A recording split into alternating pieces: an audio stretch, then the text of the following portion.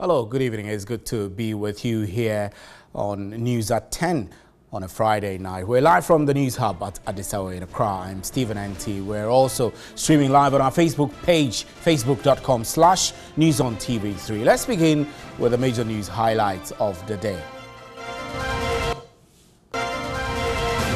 President Akufo-Addo has promised to renew and strengthen ties with Burkina Faso to improve trade and bilateral relations. The president said this after he was decorated with the highest national honor of Burkina Faso by President Roch March Christian Kabore.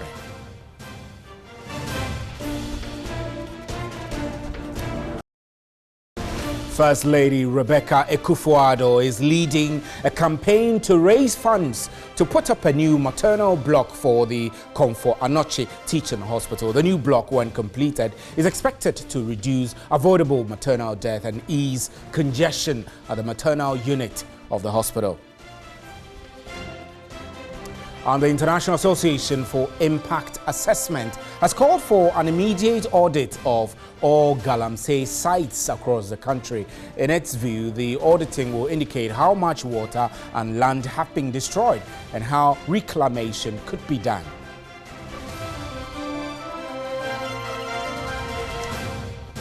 And the Africa Center for Energy Policy has slammed government for being too slow in conducting a full-scale investigation into the controversial $520 million Ameri deal, despite a damning report alleging the contract was bloated by some $150 million. The Deputy Executive Director of ASA, Benjamin Boachi, says the former Power Minister and some VRA officials must be investigated for their roles in the deal.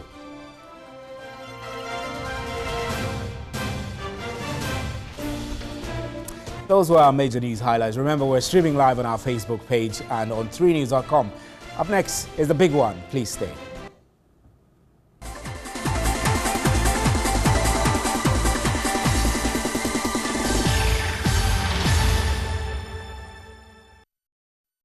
Welcome. Now, the Northern Regional Chairman of the New Patriotic Party, Bugiri Nabu, has allegedly led a group of women to disrupt a meeting being held by the Minister for Gender, Children and Social Protection, Otiko Efisa-Jaba, at Tamale, the Northern Regional Capital. The regional chairman is purported to have described the meeting as illegal, accusing the minister of failing to seek the consent of the regional executives of the party.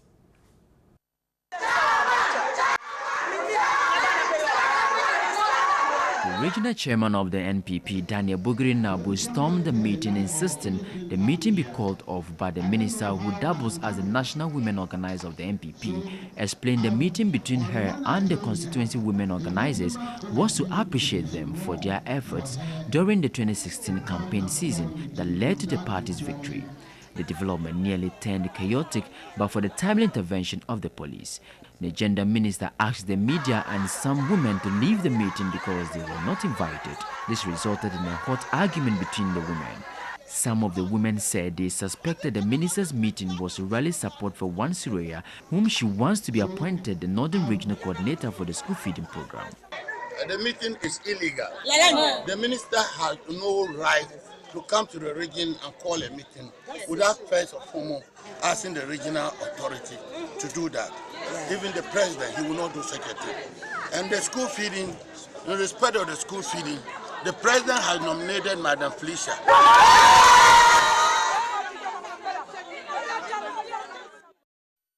Right, we've been trying to reach the Gender and Children Social Protection Minister, Otiko Jaba, to speak to this. We are unable to raise her on the telephones. When we do, we will get to her and get to the bottom of this and gauge her view on what's happening. This is still News at 10. We're live from the News Hub here at Addis Ababa in Accra.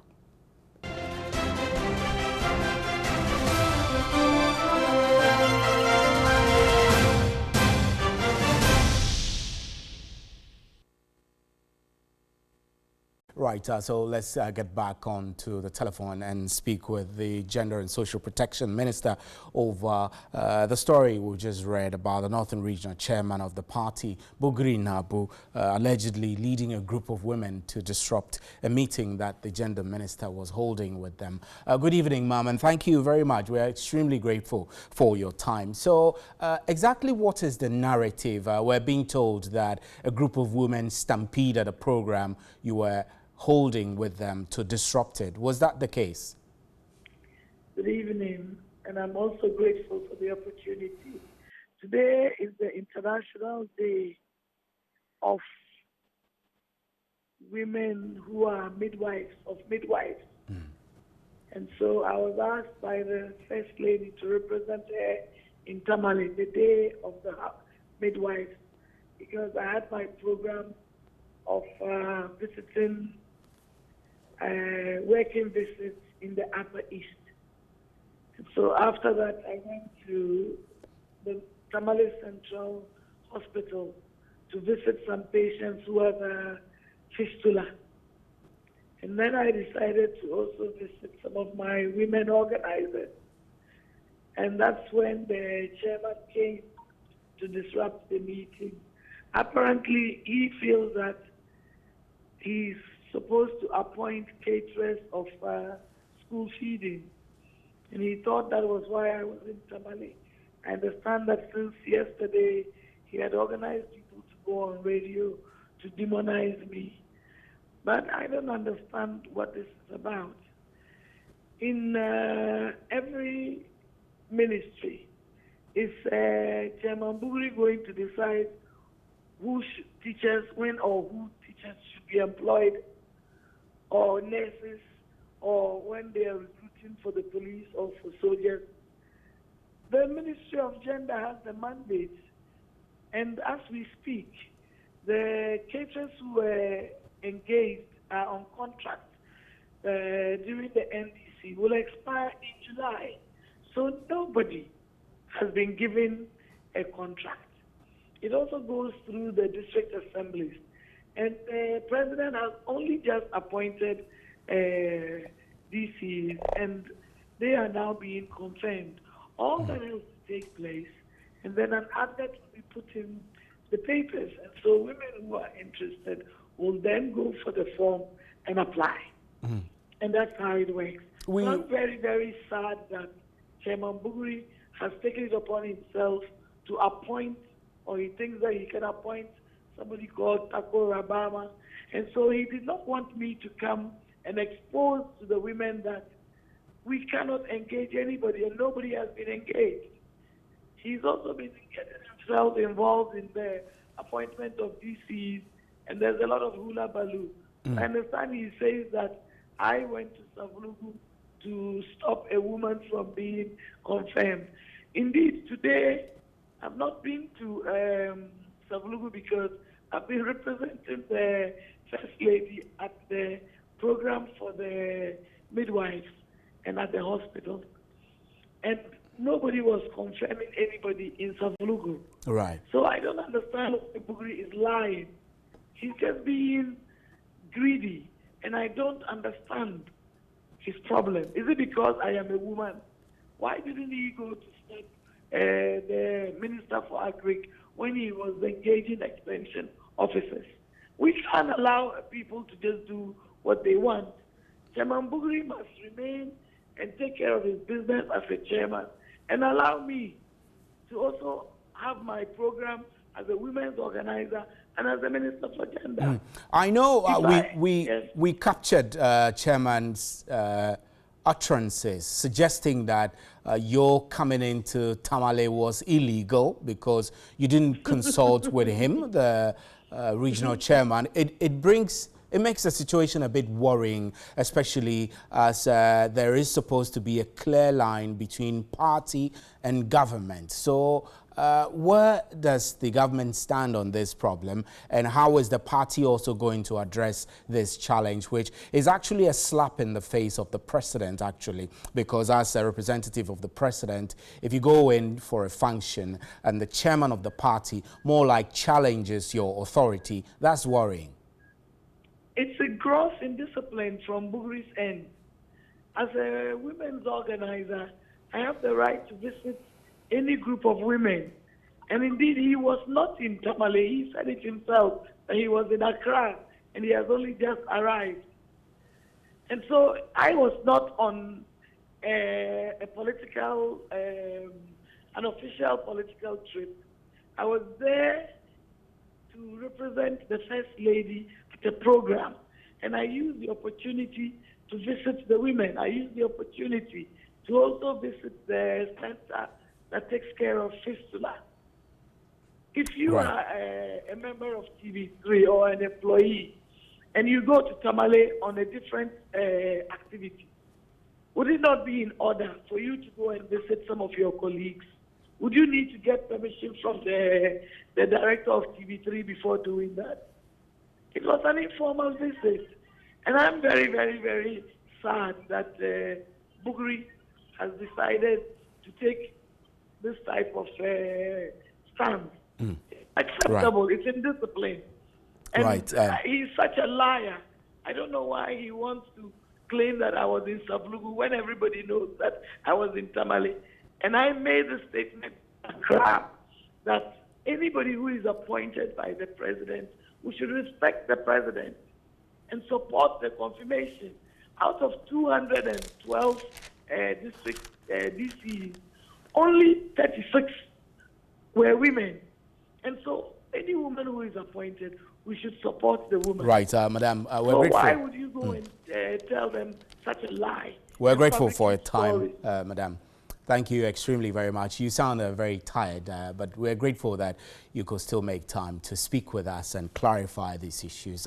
Let's move away from that. President Akufo-Addo has hinted that his government's decision to make the study of French compulsory in all senior high schools from the next academic year. He made the observation during an official 2-day visit to Togo. Currently, the compulsory study of French language is limited to some basic schools, whilst the subject is still examinable at the BEC. In spite of this, most Ghanaians are not proficient in the language, which President describes as unacceptable. Most worrying, however, to the President is the fact that Ghana is surrounded by 3 Francophone countries, and he is of the view that citizens must not be seen to be lagging behind in communicating in the French language. However, some educationists have rejected the idea, rather calling for the study of Ghanaian languages to be made compulsory. Tonight I have in the studio the National President of the Coalition of Concerned Teachers. Communications Director of. We're actually expecting King Ali Awudu, but he's not here. You are here, Mr. Adokwe Awule. Thank you very much for coming. So this French language, when I was in primary school, French for my private school was compulsory. I needed to study French, spoken French and written French through till when I got to class 6. Is that not the case in the public schools also? Thank you very much, and greetings to all your viewers. Actually, French has been part of the curriculum of the basic school level, and it is still part of the curriculum. So French is supposed to be studied at the basic school level. And then when you get to JHS 3, you are supposed to write an examination on it, that is BEC. But the problem that we have now is that we don't have enough French teachers. So although why don't we have enough French teachers? It's not motivating enough for trainees to train as French teachers, or what? If you want to build a language, and if you want you want to whip people's interest in that particular language, there's the need for you to look at the foundation. Now, we started French in Ghana, and most of us started at the JHS level. 20 years ago, I did French. I got to JHS 1, I have to learn French, and then write BEC. So you could see that the interest is even not there. It is like you are being forced to learn something new. And so you learn... So let me cut you in. So you are in favor of the idea to make it compulsory across board, not just up to JHS level? It should be across board. But the fact is, it is already compulsory at the basic school level. But we have a problem where the interest is not there, where we don't have enough French teachers. So we should look at the human resource. We have more than 38 teacher training colleges in Ghana. Only one, that is Mount Mary College of Education, they do French. And not all the students on Compulse do French, because only people who have done French at the senior high school as an elective subject, and then they go to the training college and they want to do French, then they do it and they come out to teach. So we don't even have the teachers. So I think it's a good thing, knowing that we are surrounded by Francophone countries, and there's the need for us to communicate well with them. Women go to Togo for trade and all these things. It's good. It's a good thing. But there is a need for us to look at how we'll structure the whole thing. And get more teachers. Mr. Awule, I'll have you hold. Let's quickly get onto the telephone lines. We have the Public Relations Officer of the Ghana Education Service, Reverend Jonathan Bette, joining us on the telephones to join the discussion. Reverend, so the suggestion we're hearing from the concerned teachers is that although French is compulsory at the basic school level, there are lack of tutors, sufficient French tutors to enforce this compulsory basic French. What is the reason for this, and what is the Ghana Education Service doing about it? Well, thank you very much. I thank my last speaker so much for his contribution. But what I want to say is that, first of all, he has to find out whether the headquarters of Ghana Education Service is saying that we don't have French teachers before he comes out to say we don't have. There are a lot of teachers who completed Mount Mary, as he said, but are not teaching the French in the classroom. They are teaching other subjects. Yeah, but he's not saying anything different from what you're saying. He didn't suggest that there were no teachers. The teachers are there, just that we are not making good use of them as the subject that they have, studied. So he is saying that it suggests that there is no seriousness attached to the teaching of French. That's exactly what he's saying. Yes, you agree with that? That is why the president came out to say that now we're going to make it compulsory. And Ghana Education Service is a policy implementer. We are not policy makers. When the policy is made by the Ministry of Education and the government, we welcome the policy and we see how best we can help the policy. But Reverend, is it not already compulsory at the basic school level? Yes, it is. It is.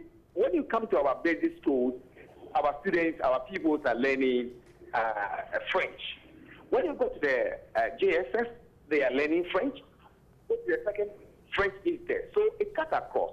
We have seen the importance also of many of the compulsoriness of the French in our schools in the whole country, because we are surrounded by Francophone countries. So there is an advantage of what government is coming out with now. So it does mean that you support it absolutely, and you'll make sure from the other levels of education, from senior high school through to college level, you're going to strengthen the systems to make sure that enough teachers are absorbed into the teaching, because let's not kid ourselves. If there are enough teachers and they're not being used to teach French, then what is their use really? That's what I'm saying, that we ask now, the government is coming with the policy. We are ready to sit down with the government and see how best the necessary logistics and other things that is needed. Manpower training also is needed. We will come out. Now, if the government comes out that the French should be compulsory, I don't think government is saying that from September we are rolling the French. No. We will sit down and see how best, by the time he ends his term of office, all these policies will be put in place to make sure that it comes to pass. Right. Reverend, we'll still keep you holding briefly, so we'll do a quick interaction on this issue before we let you go. So, Mr. Awule, Reverend is saying that there are enough teachers, French teachers actually, but the key problem is not that they are not enough, but that the schools are not putting them to good use. Is it the responsibility of teachers or head teachers to determine whether they put emphasis on French or not? No, I have a problem with what he's saying, that there are enough French teachers and the schools are not putting them to good use. And we have a spokesperson of Ghana Education Service telling us this, that we have enough teachers, but we are not putting them to good use. Is that not the case? Why should that be the case? That there is a training school purposely Why should we train French somebody teachers? purposely for French, and then you post the person to maybe primary school to go and teach class 6? And you don't make sure and that then you don't make sure that that person goes to the JHS or teaches French at the upper primary level and even at the JHS. Because we have, even in Accra here, we have a lot of schools that don't write BEC French. They don't write it because they don't have the teachers. So if he is saying that the teachers are there, then it means the policy is already there. But they are not implementing the policy very well. And that is Ghana Education Service. And so what do you want changed? So that because he seemed to be saying something which is quite close to what you're saying, so but he suggests that the teachers are there. If he is saying that the teachers are there and they are not being put to good use, then Ghana Education Service should rise up and ensure that they are put to good use. They are put to good use. Reverend, quickly, before I make you go, this is obviously that if teachers who are working under your supervision and are being posted to schools are not teaching the subjects for which you posted them to, then you have to live up to the task. What's your response to that? Well, thank you very much. I am thinking that the gentleman will understand my point of view straightforward. There are some people who go to Winneba University to offer music. When they come, the number of teachers that complete that university, it is not all of them that comes out to teach the music straightforward. Even though they are potential, they are teachers who have been trained in music. So is the other subjects also, like French as we're talking about. And we are seeing that we have them. If we are implementing this one, putting much emphasis on the use of French because we are surrounded by Francophone countries, then it is our duty to make sure that we add more to them and then put them into the various places of vacancies that we have in the schools. That's all that we're trying to say. Now, it is time for... Are you done? Yes, no, please wrap up. We're listening. Well, what I want to finally say is that now we're going to make sure that we revise the curriculum also, the logistics, everything that is needed to support the government with the policy. Ministry of Education, Ghana Education Service are going to sit down to see how best all these things will be put in place for us to come out with a successful policy. Right, Reverend, we're grateful for your time. Ms. Awule, so let's wrap up with you also. What contributions are teachers going to make to ensure that this is not just one of those policies, but it's a policy that the teachers themselves will own it and drive it, believing in the vision that we need to encourage our children to start being proficient in the French language? But I think stakeholders should come together. We should tackle the foundation very well. That's the basic school level. It will whip up the interest, and teachers are ready to support that. If the teachers are there and they are supposed to teach French, let us start from the primary. Then from there, if you introduce it at the senior high school, they already have the foundation. The interest will still be there, and then we can carry it on. For us, the teachers, we are there.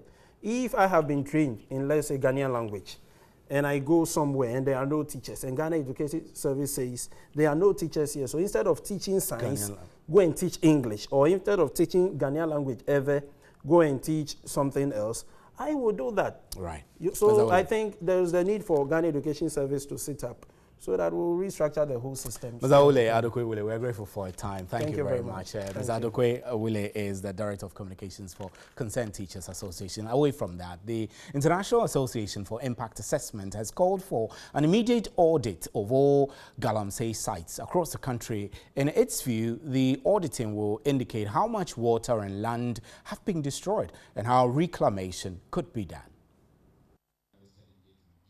The group attributed the problem to the lack of proactiveness by state institutions to enforce the laws on Galamsey. It therefore recommended that the Environmental Protection Agency, EPA, should collaborate with the Minerals Commission before issuing licenses. The IAIA suggested to the Minerals Commission to license separate companies which are involved in earth-moving equipment for proper monitoring. The president for IAIA in Ghana, Yao Ameya Osei, called for an immediate auditing of all Galamsey sites to enhance reclamation of the land. He was of the view the auditing would also indicate how the Minerals Commission should streamline the processing of minerals by these Galamseyers. Areas that must be reclaimed is reclaimed. Areas that still harbor mineable ore is given to them. And we are proposing that they form community district cooperatives you see, so that they can also be protected, they can also be guided. The Water Research Institute, or the CSIR, proposed to government to legalize operations of these Galamseyers for improved monitoring of their activities. Chairman for Media Coalition Against Galamsey, Ken Ashigbe, called for a broader education drive to address the problem. We need to demonstrate to them that when you bring the ore from the mining site and bring them into your bedrooms and create a refinery out of that, and all you do is put some cloth around on your nose, you are still poisoning yourself, and this is the effect.